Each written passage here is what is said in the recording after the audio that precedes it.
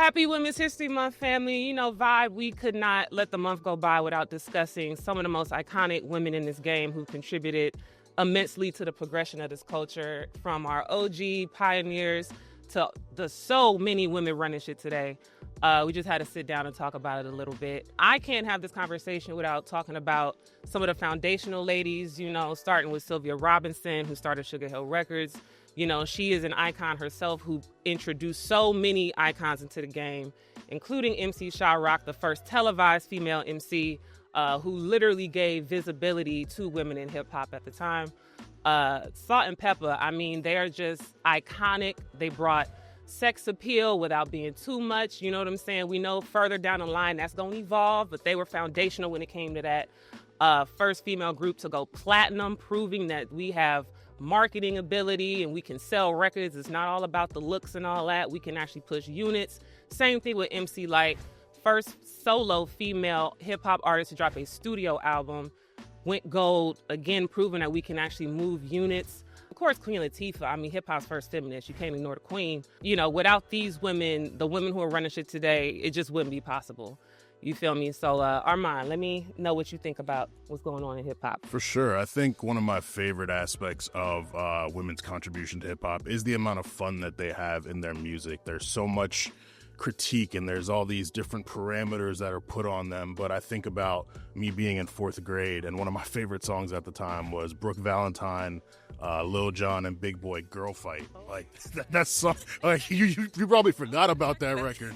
But it was just such a fun song, and it was just fun to see women being sexy, but also being willing to have that aggression to them. And I think, you know, throughout history, they've almost used the parameters put around them as fuel to just be themselves and be unfiltered. And now it's evolved to the point where we have Megan Thee Stallion and Sexy Red, and they get a lot of critique, but they're authentically themselves, which I love. And I think, you know, with all the awards, with all the seriousness put around music, like, we have to remember, like, it is meant to enjoy and to have fun. And so I've loved throughout history, from the foundational women that you brought up to the women we have today and everything in between, women have really emphasized having fun in hip hop. Absolutely. Yeah. Like you said, I respect all of the women pioneers who paved the way. And I love what it's evolved to. Especially with, you know, I'm a barb at the end of the day. I think, you know, we all know that. But I just love how, you know, Nicki Minaj just made it like cool and fun and creative and quirky. And I think of like Tierra Whack, people like Doechii. I just love where it's going and how creative it's becoming. I think back to like when I was younger and just listening to Nicki Minaj, I would go home and just turn on like the closed caption on my TV and watch the music videos and rap along. And, you know, I'm just excited to see where it goes from here, but I just love how creative it is right now. And we're really running it. For real. Mm-hmm. It has evolved so much, women's role in the culture. And it's crazy because, you know, if you look at stadium shows, women are selling out just as much as men. Mm-hmm. Album sales, you know, we gonna have a conversation about album sales. But, you know, people are definitely checking for women nowadays. And, you know, we got to thank our OGs for that. Another thing I want to highlight, and it's kind of like, might be unconventional, but the non-rapper women who have contributed to hip-hop. So the Mary J. Bliges, the Ashantis, who have done these classic hooks on these rap records that have been songs of the summer, songs that we constantly reflect on. Like, those are really great too. I think it shows the expansiveness and how transcendent hip-hop is, to where it's not just limited within the constructs of the genre, but you have these singers coming in and contributing and making these songs even bigger than they are. I mean, we call Mary J. Blige the queen of hip hop soul. And, you know, you might not look at her as a hip hop artist, but she has done so much for the genre and worked with so many legends that when you speak about it, if you do a timeline of hip hop history, there's going to be a point where Mary J. Blige comes up. And,